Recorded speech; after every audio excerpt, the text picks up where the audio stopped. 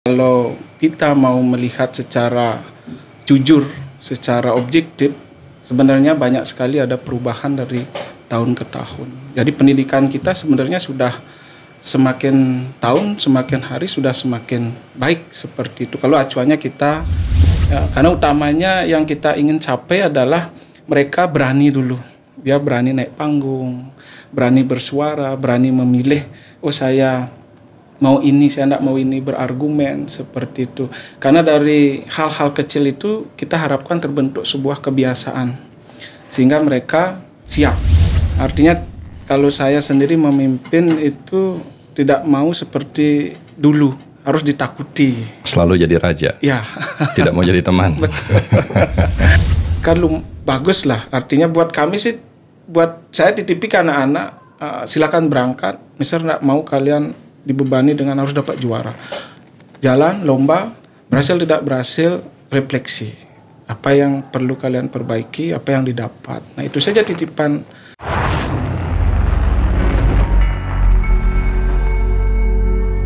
Pasti ada solusi.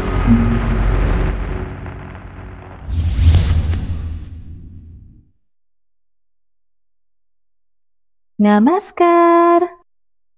Selamat datang di SMP Bali Public School.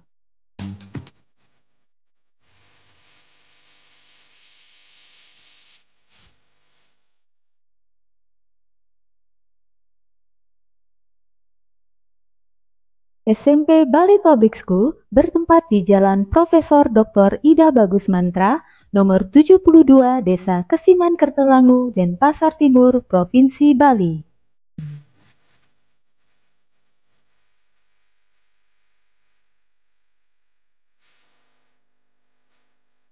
Kami di SMP Bali Public School memiliki 5 program unggulan, yakni pemenuhan anak, optimalisasi pendidikan karakter, enrichment pengalaman belajar, pelayanan yang optimal, dan pemanfaatan teknologi. Sesuai dengan visi kami, BPS Santi, Smart Humanism and Technology Insight, cerdas, berkarakter, dan berwawasan teknologi. Kegiatan pagi hari di sekolah diawali dengan morning assembly di halaman sekolah atau upacara bendera yang dilaksanakan pada setiap hari Senin. Sebelum memulai pembelajaran, peserta didik melakukan doa bersama dan juga silent time sebagai bentuk kompetensi sosial emosional. Pembelajaran di kelas menerapkan pembelajaran kolaboratif, di mana siswa bekerja sama dalam kelompok kecil untuk menyelesaikan tugas, berdiskusi, atau bahkan melakukan proyek bersama. Selain itu, pembelajaran di kelas juga memanfaatkan penggunaan teknologi dengan bijak sehingga dapat menunjang kegiatan pembelajaran. Pada saat jam istirahat, peserta didik akan menikmati bekal yang telah dibawa dari rumah. Dimulai dengan mencuci tangan sebelum makan, berdoa bersama, dan makan bersama di kelas. Kegiatan ini merupakan salah satu program sekolah yang mendukung gerakan sekolah sehat. Untuk mengisi jam istirahat, peserta didik juga melakukan aktivitas fisik seperti bermain bola, bulu tangkis, dan bermain permainan yang lainnya.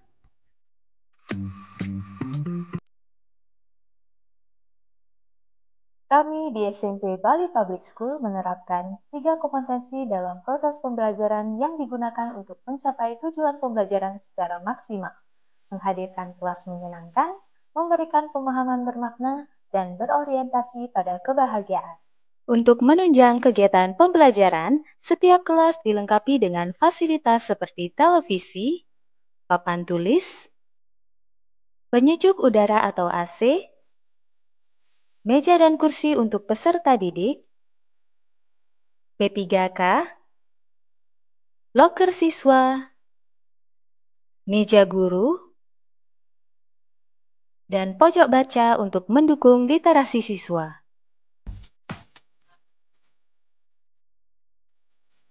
SMP Bali Public School juga memiliki fasilitas pendukung lainnya, seperti lobi, ruang tunggu yang nyaman,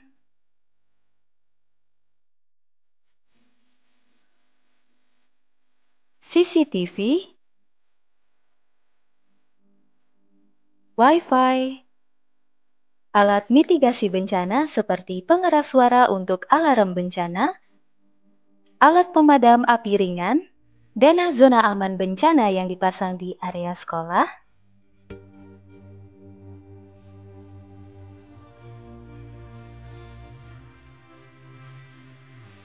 toilet yang bersih, perpustakaan, laboratorium IPA,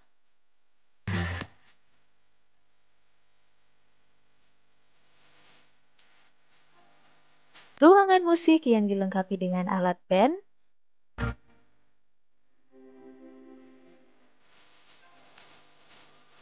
ruangan komputer, ruangan podcast, ruangan yoga,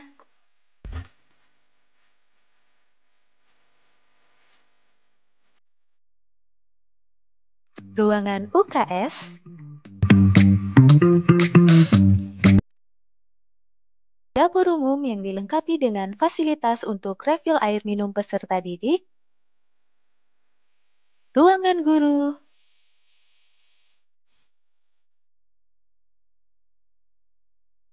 alat musik tradisional yaitu gamelan Bali, serta lapangan sekolah yang cukup luas. Bicara cerdas, pasti ada solusi.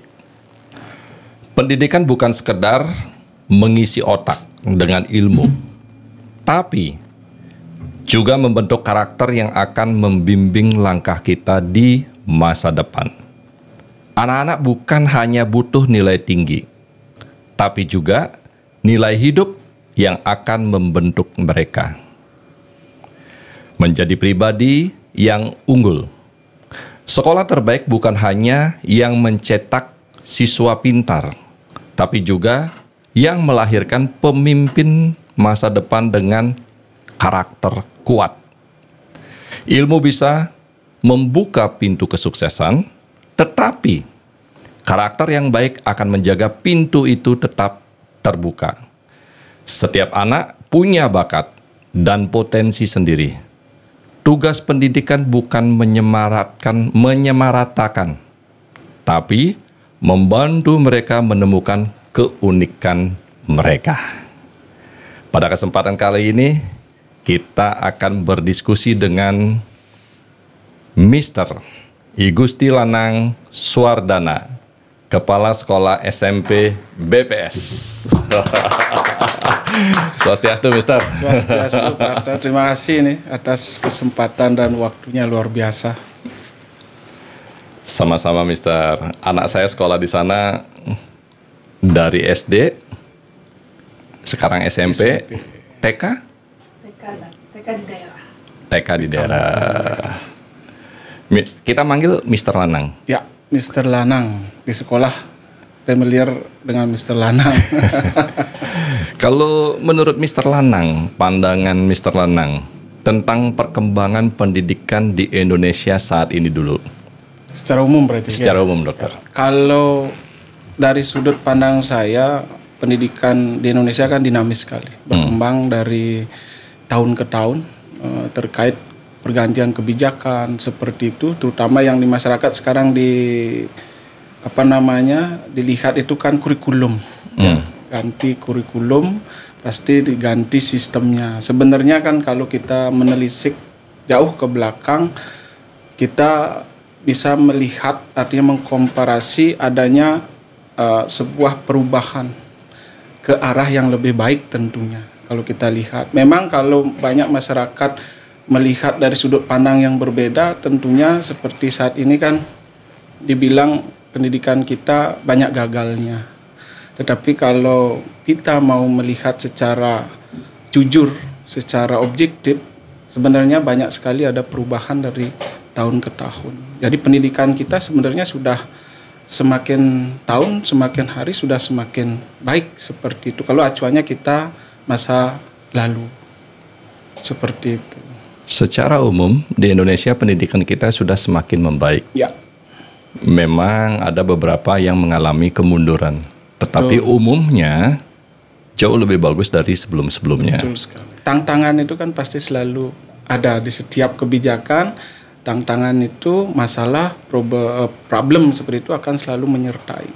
Tentunya kan tugas pemerintah, tugas kita untuk selalu menyelaraskan hal tersebut. Nah, kalau di Bali Public School ya, Mr. Lanang kepala sekolah di situ. Ini kan sekolah swasta yang pasti di daerah ini erat sekali kaitannya dengan budaya, adat dan istiadat. Bagaimana caranya pendidikan swasta internasional yang berhubungan dengan budaya-budaya yang kita miliki saat ini? Iya. Kalau kalau di SMP BPS kita selalu hidup berdampingan. Kita mencoba menyelaraskan karena ada sekolah yang memiliki konsep menengah ke atas, ada yang menengah ke atas dan ke bawah. Jadi kalau di SMP BPS kita tetap mengadopsi yang modern ya, yang tradisional juga ya. Seperti itu misalnya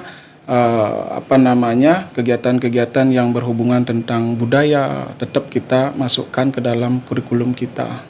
Dari kurikulum itu kan ada yang memang terlihat, ada juga yang kita sebut dengan hidden curriculum. Artinya diajarkan tanpa anak-anak perlu mengetahui, oh ini adalah bagian dari pelestarian budaya, oh ini adalah yang nasional. Tetap kita sematkan di setiap program sekolah. Kenapa diajarkan tetapi tidak diketahui oleh anak-anak?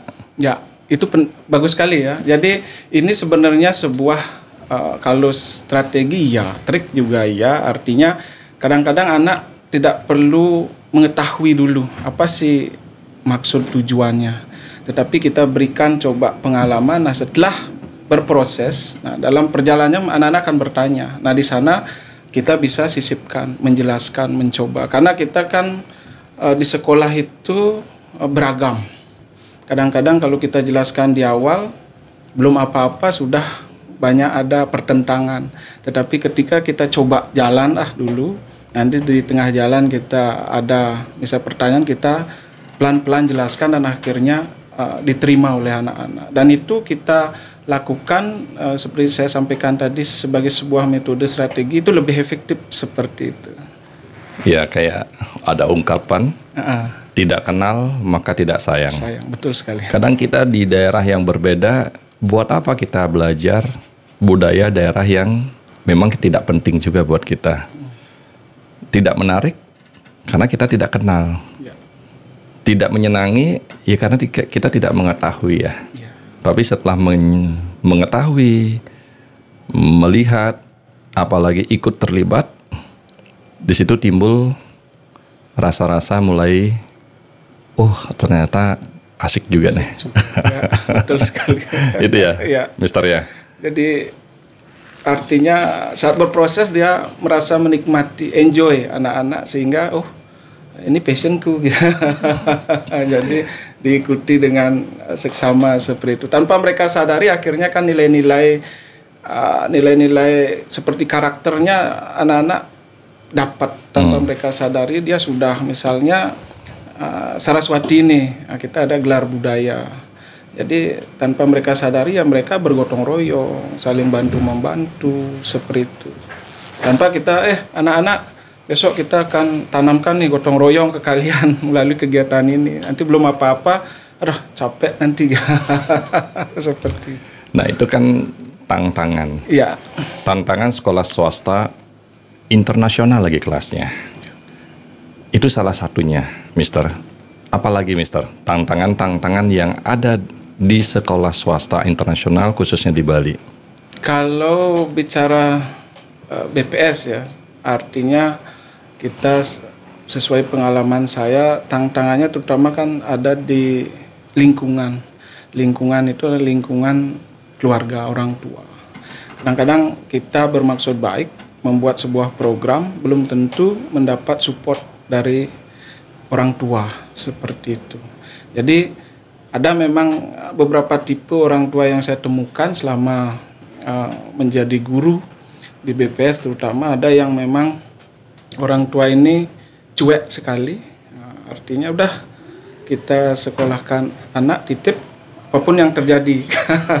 Tetapi pada titik tertentu dia ingat, dia minta pertanggungjawaban. Artinya kan baru kelas misalnya SMP kelas 1, kelas 2 nanti di kelas 9 baru ngeh kok begini ya. Ada yang memang orang tua yang banyak sekali idenya. Nah, ada ini, coba ini, aktif dia, tetapi ketika kita ajak kolaborasi secara real, artinya in action, nah ini mundur seperti itu. Ada yang juga memang dari sebuah ide itu belum dipahami dengan bagus, sudah banyak ini masukan, belum dijelaskan, belum paham, sudah mereka mulai mengkritisi. Kita sih tidak masalah sebenarnya, asalkan itu masih dalam koridor untuk kami itu perbaikan. Kita itu selalu termasuk welcome. tantangan. Ya, tantangan. Itu sih tantangan di sekolah swasta yang paling besar sampai saat ini, itu yang paling ini dominan. Kalau selebihnya sih dari anak-anak sih tidak terlalu. Paling mereka biasanya di karakter kembali ke keluarga, ini karakter di rumah dibawa ke sekolah. Nah, kita yang di sekolah mencoba memperbaiki ini kebiasaan, misalnya yang kemarin saat setelah pasca Covid ini kan gadget ini. Ketika kita buat program di sekolah stop gadget beberapa jam, anak-anak ini protes dia. Karena kebiasaan. Anaknya protes. Iya. Karena kok di sini di sekolah lain bebas, di rumah bebas, Mister. Nah, ketika kita coba terapkan di sekolah, memanage waktu, disiplin seperti itu, tanpa mereka tahu sih, seperti saya bilang tadi, kita akan belajar disiplin, tidak, kita coba langsung terapkan. Nah, awal-awalnya memang begitu tantangannya, tapi semakin ke sini ya mereka terbiasa lagi, karena kita kan pembentukan budaya. Memang perubahan kebiasaan yang kita lakukan kepada siapapun, Mister, di awal-awal itu penuh dengan perdebatan. Betul. Penuh dengan kritikan dan penuh dengan teguran. Nah, sekarang apakah kita bisa menerima teguran itu semua, mengabaikan, atau menjalankannya? Di situ adalah seni di dalam menjalankan yang namanya ending dari semua itu adalah tujuan-tujuan kebaikan ya, Mister ya. Iya, betul. Kalau umpamanya, Mister, menyeimbangkan pendidikan akademis dengan karakter di sekolah. Ini kan perlu seni juga ya. Bagaimana menyeimbangkan pendidikan akademis ini dengan karakter di sekolah. Berhubungan dengan Bali apalagi. Ya. Berhubungan dengan seperti yang Mister katakan tadi, bahwa siswanya bukan berasal dari Bali saja. Bermacam-macam daerah, bahkan mungkin negara ada lain. Nah, bagaimana caranya, Dok? Nah, kalau di BPS, terutama di SMP BPS ini kan kita melalui program sekolah. Nah, kita ada yang namanya kegiatan program terstruktur, ada juga yang terintegrasi. Jadi kita tetap utamakan, karena tantangan kita di era ini adalah karakter sebenarnya. Kalau masalah pengetahuan itu sebenarnya simple. Apalagi sekarang media belajar itu banyak sekali. Anak-anak menonton lewat YouTube saja. Jadi mereka sejam aja memahami satu topik, mereka bisa. Tetapi kalau sudah belajar karakter, belum tentu bisa, karena ini kan budaya pembiasaan diri. Nah, dari sana kita berangkat bahwasanya kita di BPS mencoba ya, kita menempatkan karakter ini yang prioritas. Yang program terintegrasi misalnya kita belajar di kelas, kita titip ke guru-guru, kita menyamakan persepsi. Saat pembelajaran, proses pembelajaran misalnya ada sesuatu hal yang terkait karakter siswa yang perlu dibenahi, kita stop mengajar. Kita tuntaskan dulu itu, karena itu kita anggap lebih urgent. Karakter dulu? Ya, karena ini yang akan menentukan seberapa hebat nanti dia membawa pengetahuannya. Misalnya di kelas dia tiba-tiba ribut, menjadi teman saat proses pembelajaran, kita stop belajarnya. Nah, kita berikan pemahaman ke anak-anak. Kenapa? Nah, sehingga dia akan kembali on ke proses pembelajarannya. Karena namanya anak-anak kan, kita tidak bisa minta. Kita pun yang sudah dewasa, yang namanya fokus pasti dalam satu proses itu terganggu. Jadi kita bisa di tengah jalan stop dulu. Nah, kita misalnya insert ice breaking atau apa yang ada ungkapan dari anak-anak yang perlu kita ketahui sebagai guru. Jadi tidak kita sebagai guru fokus menuntaskan materi saja. Seperti itu kalau di kelas. Kalau di luar kelas misalnya kegiatan program-program sekolah kita wadahi. Ada anak-anak yang perlu minat bakat. Seperti itu kita kalau di BPS ada Krisna, kreativitas inovasi seni anak. Jadi setiap hari kita minta anak-anak untuk tampil, apapun bakatnya kita hargai. Ya, karena utamanya yang kita ingin capai adalah mereka berani dulu. Dia berani naik panggung, berani bersuara, berani memilih, oh saya mau ini, saya tidak mau ini, berargumen, seperti itu. Karena dari hal-hal kecil itu kita harapkan terbentuk sebuah kebiasaan, sehingga mereka siap. Kalau pengetahuan kan gampang, gitu. Sejam aja mereka pahami. Kadang-kadang kan anak sekolah ini, boleh enggak dari YouTube, kita punya LMS, boleh. Besoknya LMS, ya. Apa itu? Kalau LMS kita Learning Management System. Jadi ini kita siapkan bagi satu untuk pra belajar. Pra belajar artinya anak-anak sebelum ke sekolah dia sudah ada bayangan. Dia sudah mencoba soal-soal yang kita siapkan oleh guru-guru di artinya portal belajar mereka. Besok dapat apa? Besok asesmennya bagaimana? Tujuan pembelajarannya bagaimana? Dan juga nanti bagi anak-anak yang tidak bisa sekolah, artinya sakit, jadi mereka tidak ketinggalan. Dia bisa open LMS, dia sudah terbayang. Nanti kalau ada hal-hal yang tidak mereka pahami, dia nanya ke gurunya masing-masing. Tapi anak berani, anggaplah dia tidak sekolah, terus mengikuti program atau melihat LMS dari rumah. Bisa. Nah, anak ini punya keberanian bertanya atau memiliki karakter dan mental seperti itu kan tidak mudah, Mister. Biasanya anak ini malas dia untuk bertanya, untuk berinisiatif bahwa dia belum tahu akan hal ini, hal itu. Nah, merangsang ini kan bagaimana caranya? Ya, betul sekali. Tantangan terbesar itu sebenarnya ketika LMS kita gunakan pertama. Jadi kita membuat kesepakatan ke anak-anak terlebih dahulu, kemudian kita serahkan ke guru mata pelajarannya. Nanti ada sistematika, misalnya contoh yang paling sederhana, nanti ada soal-soal di sana. Kita minta gurunya baru pagi hari masuk kelas, habis berdoa dan lain-lain sebelum memulai ke topik. Guru ini bertanya terkait isi dari LMS ini. Bagi anak yang tidak membuka, dia tidak akan bisa jawab. Nah, sehingga dari proses di sana muncul rasa malu di antara teman-temannya. Mau tidak mau akhirnya mereka udah buka aja. Gitu. Paling tidak saya dapat tentang apa sih pembelajarannya besok, seperti itu. Pelan-pelan memang tantangannya terbesar seperti itu karena tidak terbiasa, malas dan seperti itu mungkin yang masih ada di pola pikir anak-anak pasca COVID ini sebenarnya. Maksudnya, Mister? Pasca COVID? Iya. Apa itu? Karena COVID ini kan mengajarkan anak-anak semua mudah, ya, belajar mudah, nonton. Karena memang saat itu kebijakan dari pemerintah kan guru itu membuat video ataupun mencarikan video, kemudian anak-anak kan belajar dari sana sendiri. Nah, dari kemudahan-kemudahan di sana, anak-anak akhirnya kan ada titik jenuh, bosan, mulai capek. Akhirnya kan mulai meninggalkan hal-hal tersebut. Tetapi kita kan melanjutkan. Pasca COVID ini kita lanjutkan yang online ini. Nah, anak-anak sudah titik jenuhnya, kita bagaimana merangsang dia lagi.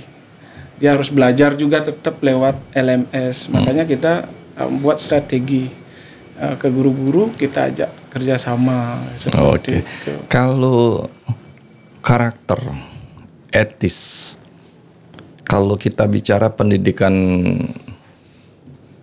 dulu dengan sekarang, pasti karakter dan etis itu nilainya subjektif. Ya. Berubah-berubah dia. Apalagi kita bicara etis. Dulu zaman kita sekolah, Mister, ngelihat mata guru berkomunikasi begini, kita sudah tidak berani. Karena etisnya. Terus dulu, apa kata guru, itu adalah sabda Tuhan. Tidak mungkin kita pertentangkan. Dan tidak mungkin kita perdebatkan. Kalau dulu guru ada, kita langsung berubah karakter kita. Dari aslinya menjadi alim, baik, penurut, sopan santun. Karena di depan guru. Tapi kalau sekarang, anak-anak zaman now katanya, Po, kita aja di rumah melarang anak loh. Emang kenapa bisa gitu, Pak? Loh, Papa kenapa mesti marah hanya untuk begini aja? Nah, tingkat etis ini kan berubah, Mister. Ya, betul. Terus mungkin si anak juga, Mister kok nyuruh saya belajar terus? Nggak tahu apa saya lagi capek. Bisa jadi anak bicara begitu. Nah, ukuran etis untuk Bali Public School ini gimana? Kalau bicara etis seperti tadi kan subjektif.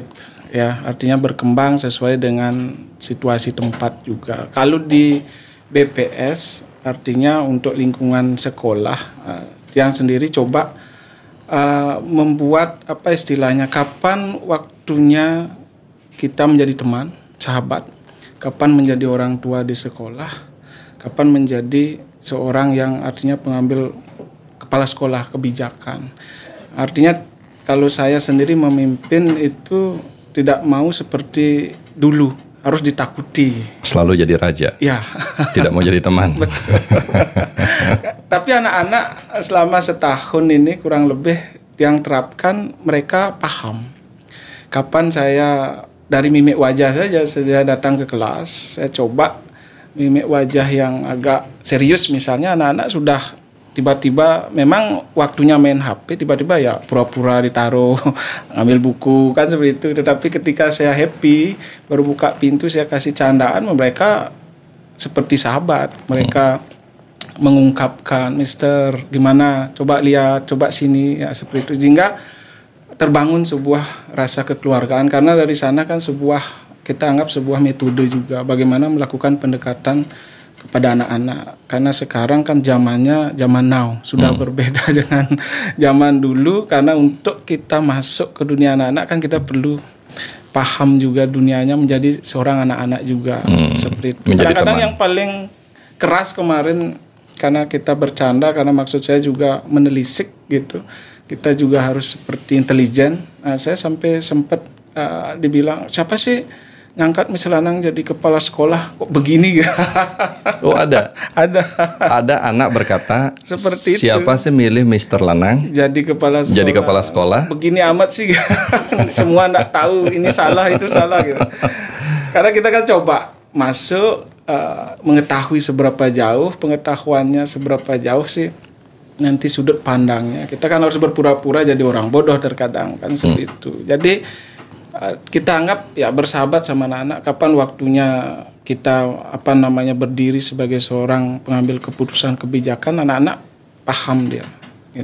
Tidak artinya menutun, ini kepala sekolahnya bisa diajak beginian, selalu tidak juga. Jadi budaya di BPS kita bangun seperti itu, sehingga anak-anak menjadi nyaman. Kita juga dipandang sebagai seorang ayah, ibu, sehingga dia berani berbicara seperti itu. Karena itu penting, Mister. Karena kita zaman dulu kan selalu yang namanya menunggu atas pemberitahuan. Artinya kalau kita sekolah besok, metode pendidikan dulu adalah pengetahuan-pengetahuan baru yang kita dengar. Berkembangnya zaman, ini saya nonton di film-film, kalau di luar negeri kan dosen masuk, apa yang kamu ketahui tentang Bangli? Bukan gurunya bercerita tentang Bangli. Anda tahu Gianyar nggak? Apa yang Anda tahu tentang Gianyar? Siapa bisa bercerita tentang Gianyar? Oh, ada yang tahu Karangasem? Apa makanan favorit di sana? Budaya orang di sana seperti apa? Siapa yang bisa bercerita? Nah, apakah di BPS juga menjalankan metode-metode bukan menunggu diberitahu, tapi anak yang memberitahukan gurunya? Ya. Karena di film-film kan seperti itu. Nanti kita minggu depan atau besok kita belajar tentang sejarah daerah-daerah di Bali ya. Jadi persiap nanti kalian bisa bercerita tentang daerah-daerah di Bali, sehingga anak ini kalau di luar negeri saya lihat di film-film, oh besok kita akan bicara tentang sejarah daerah-daerah di Bali. Dia sudah membaca daerah-daerah di Bali ya. Dan sehingga besok tuh bukan apa yang disampaikan oleh guru, tapi justru apa keraguannya dia atas hal-hal yang ada dalam pikirannya dia. Nah, kalau BPS bagaimana nih? Ya, kalau di BPS kita kembali ke LMS tadi. Nah, ini salah satu media yang kita gunakan untuk merangsang berpikir kritis anak-anak terkait topik yang akan dibahas. Jadinya materi sudah diberikan, gurunya sudah memasang strategi. Seperti tadi saya sampaikan, guru ini masuk kelas, habis ini dia akan bertanya apa yang dipelajari, apa yang didapat, ada enggak pertanyaan-pertanyaan dari apa yang ada di LMS itu. Karena kita kan masih mengacu kepada tujuan pembelajaran di setiap sesinya.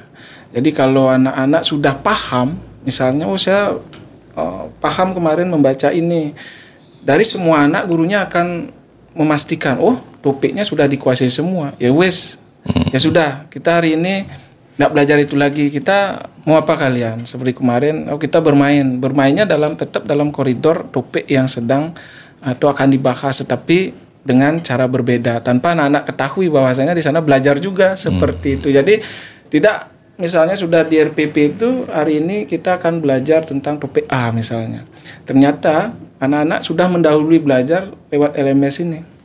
Ketika ditanya, dikonfirmasi besoknya, sudah semua paham nih, sudah tercapai tujuan pembelajarannya. Nah, jadi kita tawarkan ke anak-anak, mau gimana?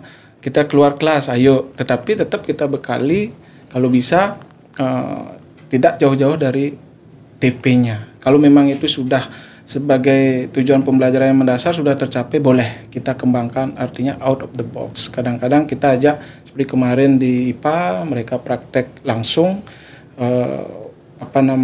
di areal Padmasana, belajar di luar kelas, seperti itu.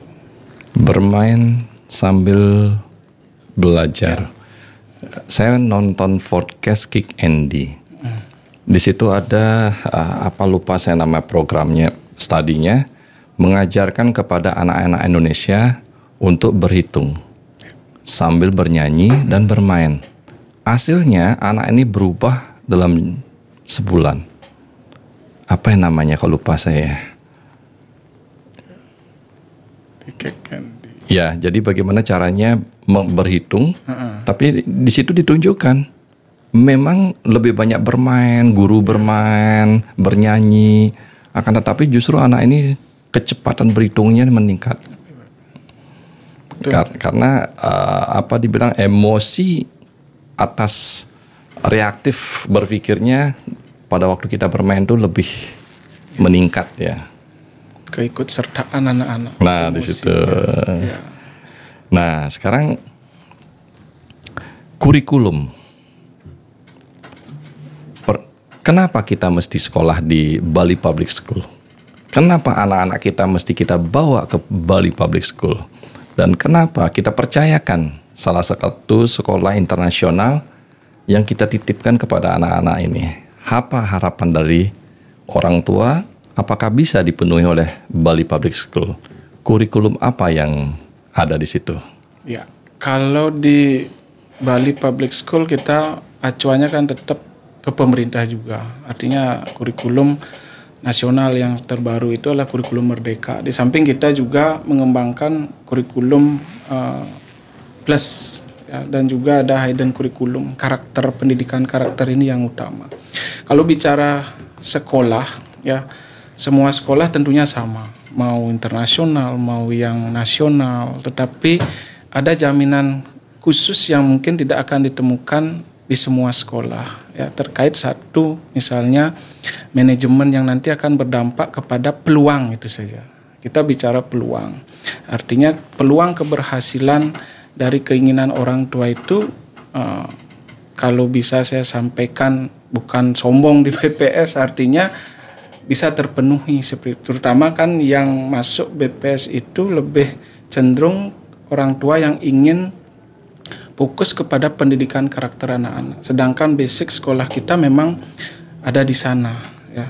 Jadi bagaimana kita memberikan terutama pelayanan pendidikan karakter ke anak-anak. Kemudian kalau di SMP khususnya kita punya program inti yang mungkin di sekolah lain ada cuma belum begitu berkesinambungan, itu adalah pemenuhan hak anak. Pemenuhan hak anak. Artinya? Jadi kita hak anak ini sama rata semua kita pandang. Tidak ada yang kaya, tidak ada yang miskin, tidak ada yang bodoh atau pintar sekali, tidak pintar, seperti itu. Kita pandang sama. Misalnya perlakuannya yang sekarang lagi kita garap itu dan memang sangat sulit adalah bagaimana merubah mindset terkait lomba. Jadi kalau umum itu yang ikut lomba itu kan anak yang pintar. Pasti pilihan nih sekolah harus juara. Nah sekarang 1,5 tahun ini saya ubah. Jadi prestasi sekolah di SMP BPS itu adalah persentase keikutsertaan siswa, bukan jumlah juara yang diraih, bukan jumlah piala yang dipajang seperti itu. Jadi kita berikan jumlah persentase keikutan anak-anak. Seberapa banyak nih anak-anak yang ikut lomba. Karena kita pahami dan sudah menjadi rahasia umum itu kan kadang-kadang masuk satu sekolah, pialanya 1 lemari, anaknya itu bisa 1.000, yang punya piala itu tidak akan lebih dari 40 anak, seperti itu. Jadi itu hak aja. anak ini yang lain kemana gitu. Kalau kami kita dorong.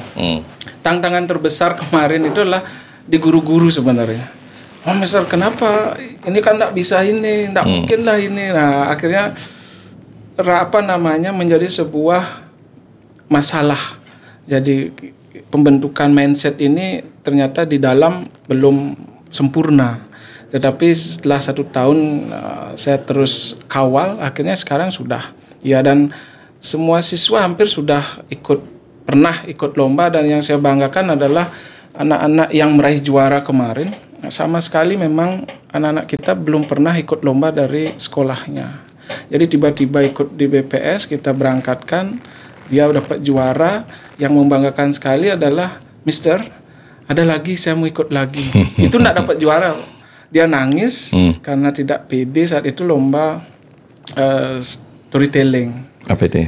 Bercerita dalam bahasa Inggris. Nah, dia sedikit dari kami kan pilihan. Anaknya enggak mau sebenarnya, kita tawarkan ke orang tuanya. Karena kita kolaborasi, kita sudah berjanji bersama orang tua. Orang tuanya mendukung. Akhirnya kita dekati anak tersebut di sekolah, mereka mau. Saat lomba turun lagi percaya dirinya, nangis, walaupun tidak dapat juara, tetapi dia dapat pengalaman yang luar biasa. Dia melihat, oh storytelling itu harus ada body language-nya, harus membawa tools yang bisa meningkatkan rasa percaya diri, sampai lompat-lompat. Seperti akhirnya ada lomba yang kedua di Undiknas, tanpa yang minta dia nyari, saya mau ikut. Saat itu ternyata ada dampaknya nih seperti itu. Nah itulah yang saya maksud, salah satunya adalah pemenuhan hak anak ini berat sekali memang dalam prosesnya, karena tantangannya tidak hanya dari guru, ternyata dari orang tua juga. Dia a priori, nggak usah dah Mister, anak saya nggak bisa berbakat di sana. Tetapi kemarin ada yang bilang seperti itu, dia nggak pernah lomba poster digital, akhirnya dapat juara 3. Kan bagus lah, artinya buat kami sih, buat saya titipi ke anak-anak, silakan berangkat. Mister nggak mau kalian dibebani dengan harus dapat juara. Jalan lomba, berhasil tidak berhasil, refleksi. Apa yang perlu kalian perbaiki, apa yang didapat. Nah itu saja titipan saya secara pribadi gitu. Tidak menginginkan harus anak-anak wajib membawa piala karena ada uang pendaftaran. Terkait uang juga kemarin kan, kita daftarkan, anak dapat uang pembinaan, ya kita serahkan semua. Silakan bahwa sebagai sebuah motivasi diri anak-anak seperti itu. Astungkare sampai saat ini hampir semua anak-anak kita sudah pernah ikut lomba, dan yang membanggakan seperti tadi ada yang ingin inisiatif, ingin ikut lagi. Ikut lagi. Dampaknya. Karena belum percaya diri waktu itu. Iya. Ini menarik. Menarik, sangat menarik, dan perlu sekolah-sekolah lain saya berharap juga mengikuti ini, karena kalau umpamanya ada lomba antar sekolah, prioritas utama itu adalah juara. Kenapa juara? Di situ membawa harga diri dan nama baik sekolah. Itu wajib. Nah, kalau di Bali Public School benar, bagi kami juara itu adalah nomor sekian. Yang utama adalah memberikan pengalaman kepada si anak ini untuk pernah mengalami yang namanya sebuah proses kompetisi. Pengalaman ini ya bagi guru-guru salah satu pendidikan karakter untuk berani tampil, berani menang, berani kalah. Itu bagus sekali. Dan kolaborasi dengan orang tua dari siswa, anak-anak ini. Nah ini, dan kalau kolaborasi mau mendengar atau mau menjalankan. Kadang-kadang kan ada sekolah, kita kolaborasi, bekerja sama mendidik anak-anak dengan orang tua, setelah orang tua agak cerewet, sekolah mengabaikan. Nah, pasti ada hal-hal seperti itu, Mister. Betul sekali. Dalam proses kan banyak ada dilema, ada masalah seperti itu. Cuma kita tetap artinya melakukan hal positif, intinya adalah demi anak-anak itu saja. Kalau sudah misalnya ada dampak positifnya untuk anak-anak, kita biasanya lebih cerewet ke orang tua. Masa sih? Nah, coba hubungi lagi sekali. Kalau enggak, biar saya menghubungi langsung. Nah, ketika seperti kemarin, ketika saya hubungi akhirnya diberikan. Ya, enggak apa, bisa coba aja kalau begitu. Ada juga yang memang di tengah jalan kalah diintervensi sama anaknya. Mama, akhirnya ibunya minta, udah mister ya. Anak saya marah-marah saya. Nah, akhirnya ya kita melihat kalau memang itu menguntungkan bagi anak, kita bantu orang tua juga. Artinya orang tuanya mungkin kalah di rumah terkait budaya di lingkungan keluarganya, mungkin ada sesuatu, kita tidak ikut campur, tetapi anak ini kita bujuk di sekolah, kita coba. Dan akhirnya memang ada beberapa yang dengan bujukan kita yang awalnya memang di rumah dibujuk tidak mau, akhirnya mau seperti itu. Artinya kita tetap juga tidak meninggalkan orang tua. Sudah tidak dikasih, biarkan, tidak juga. Tetap kita berusaha. Nah, akhirnya mau juga seperti itu. Sebagai tanggung jawab moral kita juga. Kenapa Bali Public School mengutamakan karakter, pendidikan karakter? Dan itu merupakan kayak tadi disampaikan prioritas ya. Sedangkan grade daripada sekolah ini kan bukan karakter. Grade daripada sekolah naik atau turunnya adalah nilai daripada prestasinya. Kenapa BPS demikian? Jadi kalau bicara prestasi kan kita tidak hanya pada angka atau masalah pengetahuan yang bisa diukur, tapi karakter, pencapaian karakter itu juga bagian dari sebuah prestasi sebenarnya.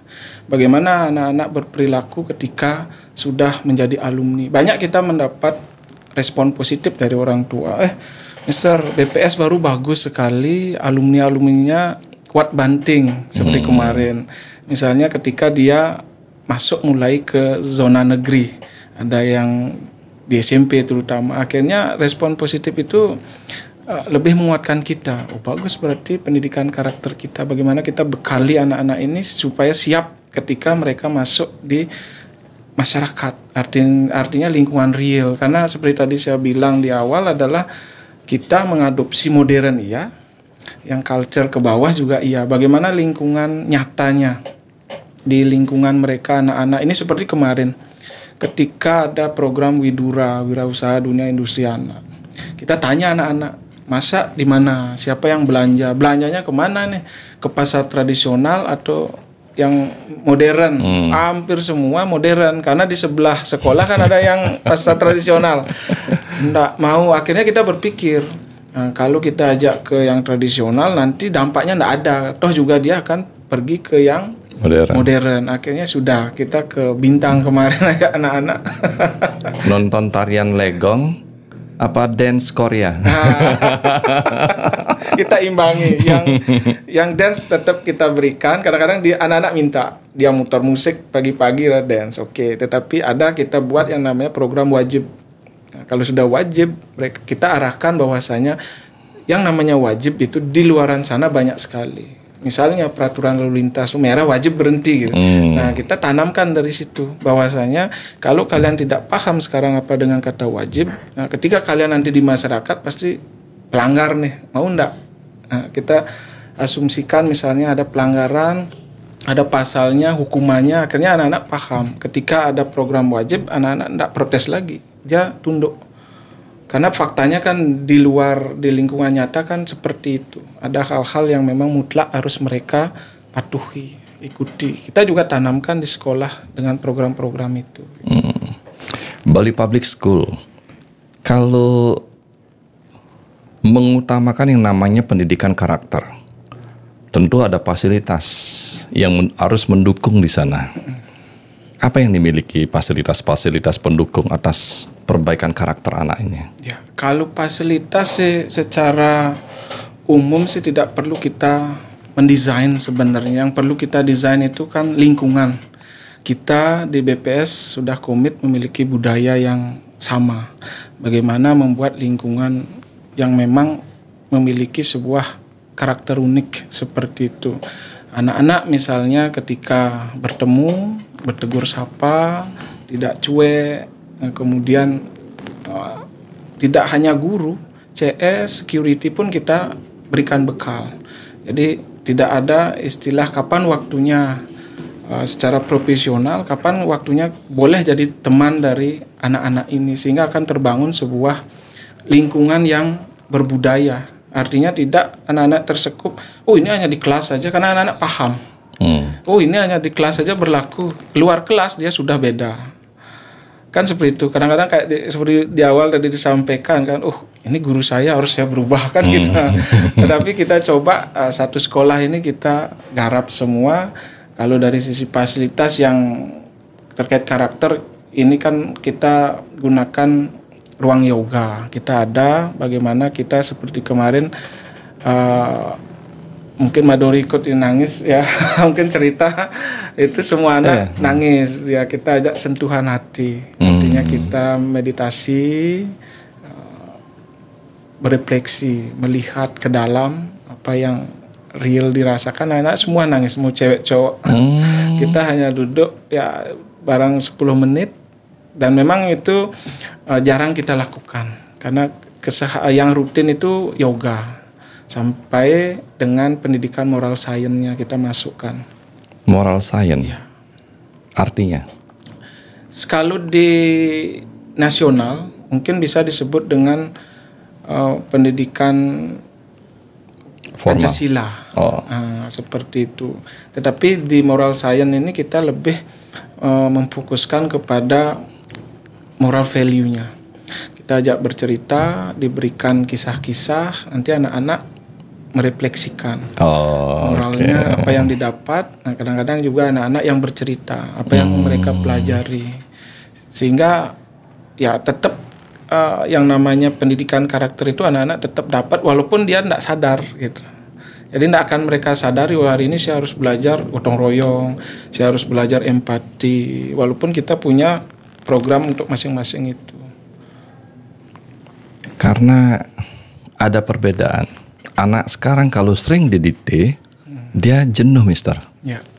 Kamu harus begini, kamu harus begitu, kamu tidak boleh begini, kamu tidak boleh begitu. Ya. Jenuh mereka dong. Tetapi dengan strategi Hayden ini saya baru dengar. Nah. Jadi kita tidak menunjukkan real dia harus ke timur, tapi dia nantinya akan berjalan ke timur. Nah, sekarang lebih fokus kepada karakter. Kan tidak bisa lepas dari materi pelajaran dan prestasi di situ, Mister. Bagaimana dengan hal tersebut? Kalau ini kan kita terintegrasi kembali. Tetap memang tanpa melupakan yang namanya pengetahuan, kognitif, kemampuan anak-anak di knowledge. Tetapi seperti awal saya sampaikan, ketika ada problem nih, mengajarkan sebuah pengetahuan, ada karakter yang melenceng, nah kita ambil karakter, kita selesaikan dulu itu, baru kita ambil lagi kembali ke topik seperti itu. Karena kan banyak sekali mungkin kita flashback ya, ketika kita melakukan kesalahan di kelas, kalau pengalaman dulu kita paling hanya ditegur saja, hei diam, kenapa ini. Gurunya ngajar terus, kita nggak tahu, ditegur aja, ntar lagi, ditegur aja, ntar lagi, ujung-ujungnya kamu keluar, akhirnya kan kita nggak tahu nih, kok saya keluar, apa yang memang membuat, karena anak-anak kan tidak semuanya memiliki pemahaman yang luar biasa, jadi ada yang beragam, ada yang mungkin dia iseng dan lain-lain. Nah itulah di sana perlu kita stop, selesaikan ini sampai anak-anak paham. Oh saya melanggar ini, oh saya ini. Akhirnya ada komitmen, kedekatan emosional kembali yang terbangun di sana. Akhirnya ya masalah ini tidak akan berulang lagi, harapan kita. Kalau tidak pasti ini akan menjadi sebuah kebiasaan. Paling ditegur aja, paling dikeluarkan. Kita anggap tidak selesai saat itu. Berarti pendidikan karakter ini akan menopang sendiri atas prestasinya di pelajaran-pelajaran formal tersebut. Betul sekali. Sekarang kenapa mesti pendidikan karakter yang diutamakan? Tentu menopang pelajaran-pelajaran yang formal tersebut juga pastinya. Nah harapan ke depan nih terhadap, artinya harapan mereka nanti bila mana bekerja, bila mana mereka bisnis, bila mana mereka bermanfaat atas kehidupan di Bali khususnya. Apa harapannya di situ, Mister? Kalau harapan ke depan, jadi anak-anak ini memiliki sebuah karakter kuat, siap untuk menghadapi dunia nyata.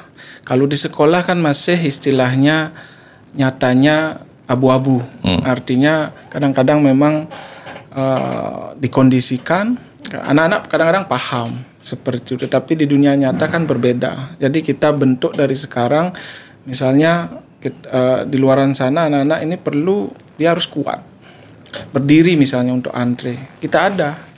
Jadi berdoa 7 menit, fisik seperti sekarang dari pemerintah harus 6. Fisik kita siapkan juga, kita ikuti hal-hal yang positif kebijakan dari pemerintah, kita juga prioritaskan. Karena anak-anak yang awal-awal ini kita bicara berdiri 3 menit saja mereka sudah mengeluh, capek, boleh nggak duduk. Kadang-kadang dari ketidakmampuannya itu dia berbohong, bilang sakit perut, ke toilet dan lain-lain. Nah jadi kita anggap kalau ini dilepas di luar, ini tidak siap. Apalagi nanti ada antre tiket. Setuju saya. Ya. Mister yang di sebelah. Banyak sekali nanti fakta di lapangan. Jadi seperti itu kita tanggap. Tiba-tiba sakit. Ya.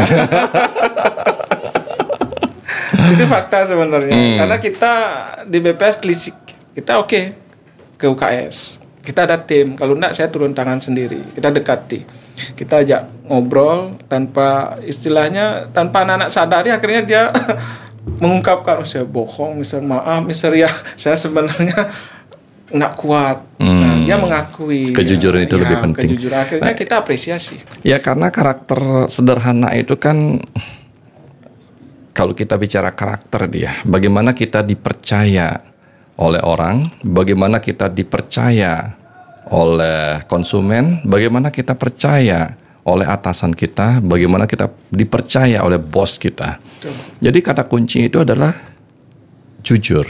Ya. Orang pintar itu banyak, Ya. orang jujur itu bisa dihitung.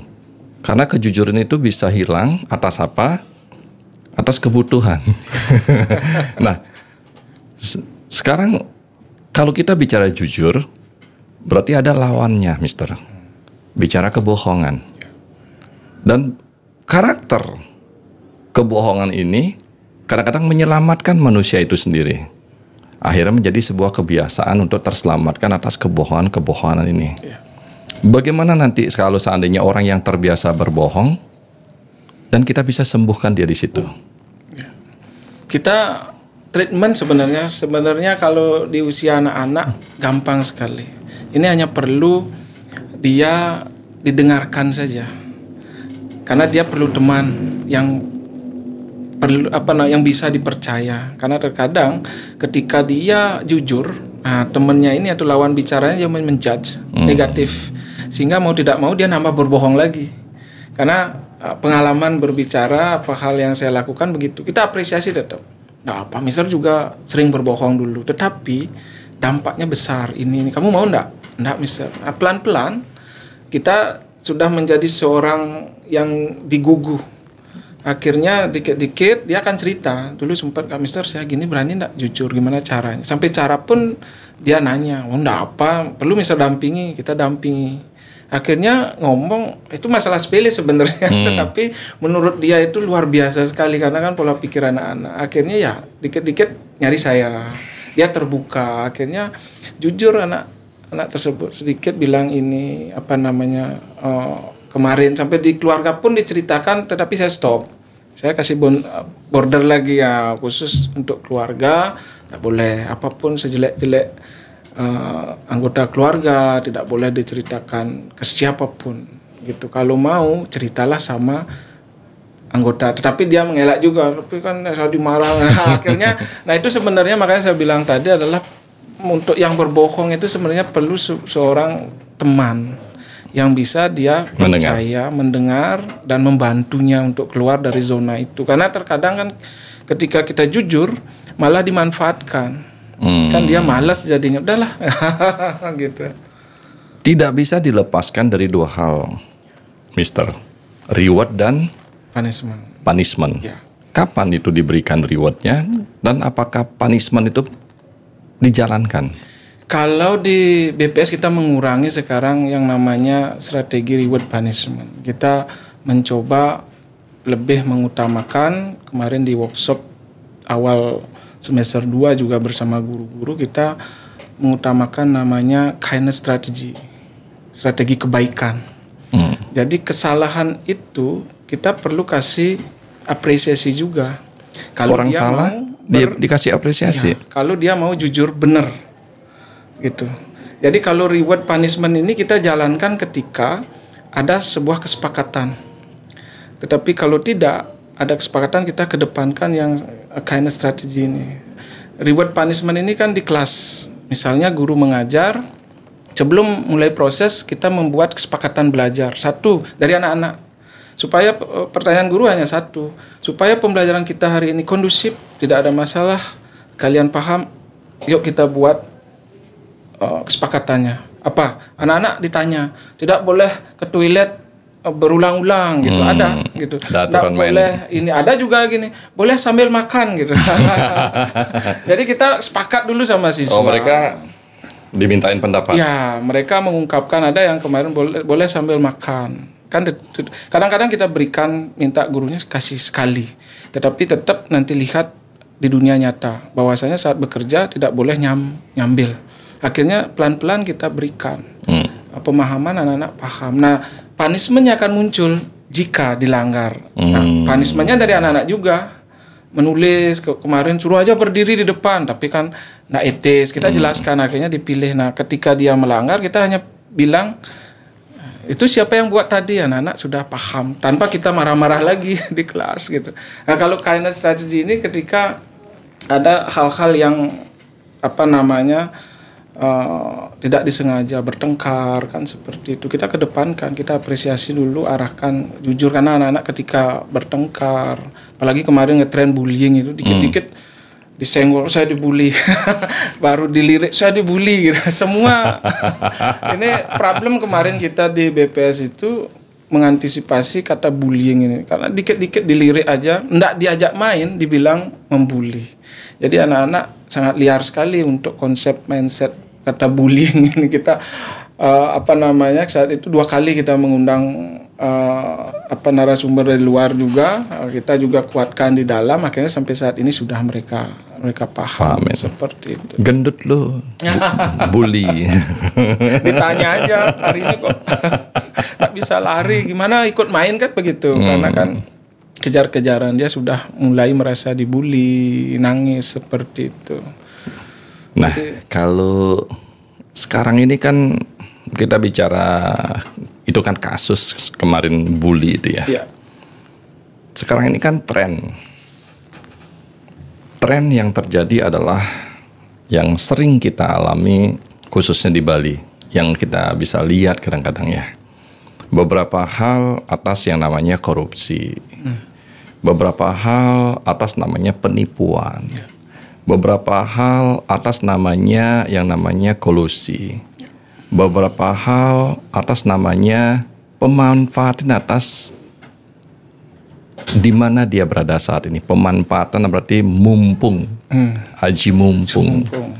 Terus pemanfaatan atas dia pengusaha yang mencari keuntungan yang sebesar-besarnya dengan membeli atas barang-barang yang semurah-murahnya karena orang tersebut lagi butuh uang. Nah, apa yang terjadi atas pendidikan kok bisa hal ini berkembang dan terus berkembang? Korupsi, kolusi, penipuan, penggelapan, apa yang salah di sana menurut Mister? Kalau saya lihat sih sebenarnya kembali ke yang tadi sebenarnya karakter ini. Padahal mereka orang-orang pintar. Ya, kadang-kadang orang pintar bermasalah karena kan ada tipe orang tua itu nitip ke sekolah. Ya, kalau sekolahnya tidak memiliki suatu kebijakan yang kokoh, kuat seperti itu, Mister, contoh ya, Mister, anak saya begini-begini tipenya, tolong jangan di ini.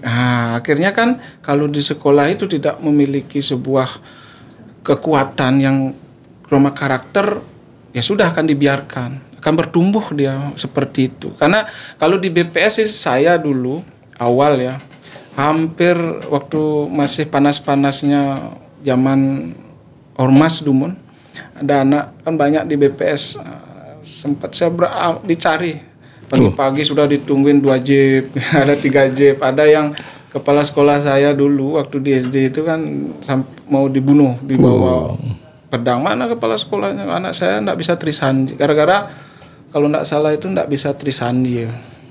Padahal tujuan pembelajarannya di sana berkata siswa mampu melafalkan, bukan gurunya yang membuat, bukan sekolah, karena itu kan kita dari pemerintah. Melafalkan artinya kan hafal. Akhirnya orang tuanya ini marah-marah karena memang kesenjangan terjadi kan.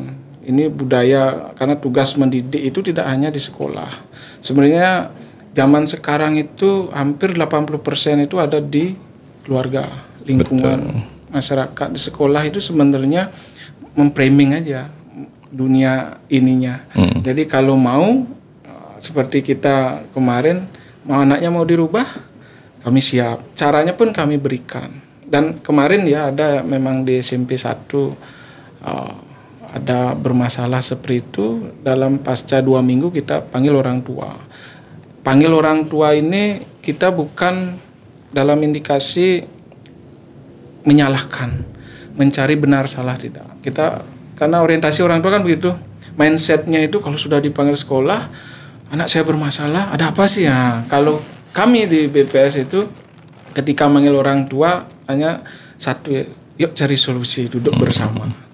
Kita buka-bukaan, jujur untuk masalah anak, ketemu solusinya, kita mau ndak? Kalau orang tua ndak mau, berarti tugas sekolah ini nanti. Jangan nuntut gitu aja. Kalau di kami, kalau mau kami siap, karena itu komitmen kami. Ayo. Dan Astungkara ndak ada sampai seminggu, drastis sekali anak ini berubah. Itu fakta, bukan saya ini. Dan orang tuanya kita ajak ngobrol, memang dirasakan seperti itu. Pendidikan karakter yang kuat, pendidikan karakter yang seetis mungkin dilakukan oleh sekolah, dan pendidikan yang terbaik yang diberikan sekolah, 80% pendidikan itu berada di rumah. Karena di situ ada yang namanya toladan. bagaimana orang tua menjadi teladan buat anak-anaknya. Apakah orang tua ini memiliki karakter yang baik atau bukan? Nah, tentu itu menjadi tantangan baru buat sekolah. Bagaimana itu menanggapinya, Mister? Nah, kalau terkait keluarga, biasanya kita kan melakukan survei dulu ke anak-anak. Kita lihat karakter anak-anak keseharian. Kita ada tim, jadi guru-guru, wali kelas kita libatkan, kita petakan. Oh, anak ini pemalu. Oh, anak ini kenapa sih setiap disuruh marah-marah. Nah, habis itu kita kontak. Kalau di SMP gampang, kita kontak ke SD-nya. Kita masih ada hubungan. Sebelum mengontak orang tua, kita kuatkan dulu bukti-bukti, fakta-fakta yang ada. Setelah kita banyak data, keseharian pun kita tempel kadang-kadang. Kita tugaskan guru A, coba selalu ikuti, ajak kemanapun, siapa tahu dia curhat. Dan itu memang efektif sekali. Ya. Data itu kita kumpulkan, kita simpulkan. Oh, ternyata ini. Oh, enggak usah manggil ortunya. Kita perbaiki sendiri bisa. Oh, ini perlu, ini harus orang tua terlibat. Oke, kita panggil seperti itu. Jadi sebenarnya kadang-kadang kita sebenarnya kalau bicara jujur ya, karena semua dari anak-anak itu kita tugas sekolah untuk menggali sebenarnya. Tetapi di luaran sana banyak ortu mengeluhkan juga kan seperti itu, tidak mendapat respon ada. Artinya ya sudah, tidak diperdulikan, sudah tahu anak itu tidak mau dicarikan jalan tengahnya. Tetapi kalau kita memang jujur di BPS, kita komit gitu. Kita tidak menelantarkan anak, tidak, kecuali memang sampai saat ini tidak pernah terjadi. Kita sudah berusaha, kita kasih caranya, tapi orang tua tidak mau, ya sudah kan. Kita ada kesepakatan nanti kita buat mau kemana, supaya nanti tidak sampai di tengah jalan di kelas 3 atau kelas 9 kita dituntut, anak saya kok begini mau nyari SMA negeri, mau ke internasional. Sampai sekolah pun kami di BPS itu kita di awal kita tanya, anak ibu mau kemana arahnya gitu. Jadi kita tawarkan juga, kita terus terang saja kami di BPS kita bukan berarti money oriented. Setiap yang datang mau sekolah kita gimana caranya ini harus dapat, tidak. Kadang-kadang kita tawarkan juga, karena fashion orang tua menyekolahkan anak-anaknya itu kan beda-beda. Ada yang fokus melihat parkir, dari parkir luas dia suka. Wah, ini luar biasa. Ada lihat kantin langsung. Mana kantinnya, Mister? Oh, di sana baru. Akhirnya kita rekomen. Karena kita juga yang namanya mendidik itu perlu yang namanya kolaborasi, sepakat. Kalau tidak sepakat, nah ini akan ada masalah. Ketika kita panggil, orang tua tidak akan mau. Itu kan urusan sekolah. Kita akan terhambat dalam mendidik. Kalau kita tidak ada kolaborasi, kita seolah-olah sendirian. Kita seperti tadi sampaikan, nanti anak-anak jenuh, merasa dihakimi. Nah, kalau kita ada partner, ini keluarga kan enak, sejalan kita. Betul. Seperti itu. Luar biasa, Mister. Kasih tanda saya sama dia tuh. Awalnya mulai dari iseng. Setelah mulai dari iseng, melakukan keisengan. Keisengan itu dilakukan berulang-ulang. Menjadi yang namanya sebuah kebiasaan. Karena sudah terbiasa, menjadi yang namanya sebuah kebutuhan atas kebiasaan tersebut. Dan kalau sudah menjadi kebutuhan, itulah karakter kita. Hati-hati dengan keisengan, dan hati-hati dengan teladan yang kita berikan kepada anak-anak kita. Kejujuran itu penting. Tapi kejujuran itu tidak bisa kita ucapkan kalau perilaku kita sendiri tidak jujur. Perilaku sendiri, kita sering mengajak anak ini bekerja sama untuk melakukan sebuah kebohongan-kebohongan. Untuk apa? Untuk sebuah kebaikan katanya. Apakah itu menjadi sebuah teladan buat anak kita? Dan ternyata bukan juara yang penting, karena pengalaman lomba ternyata lebih penting. Kita berikan kesempatan semua anak-anak kita untuk memiliki pengalaman. Orang Amerika pernah berdoa yang saya dengar sebuah keanehan. Ya Tuhan, berikanlah anak kami masalah, akan tetapi kuatkanlah dia. Karena bila mana anak ini terbiasa dengan menghadapi masalah dan dikuatkan, dia terbiasa menyelesaikan masalah dan terbiasa dikuatkan. Dari tadi, Kepala Sekolah Bali Public School selalu mengatakan bahwa anak ini akan dikuatkan secara karakter, dikuatkan secara budaya. Amin, bila mana dikuatkan secara karakter dan dikuatkan secara budaya atau dikuatkan secara kebiasaan-kebiasaan, maka prestasi belajar ini akan terpengaruh sendiri karena memiliki karakter yang kuat. Jangan lupakan, teladan itu penting karena 80% pendidikan itu ada pada diri kita sebagai orang tua. Mr. Lanang, terima kasih. Semoga bermanfaat buat kita semua. Salam sehat, berbahagia, dan jangan lupa, bila mau anak-anak kita memiliki karakter yang kuat, boleh dikunjungi Bali Public School. Terima kasih. Om Santi Santi, Mr. Lanang.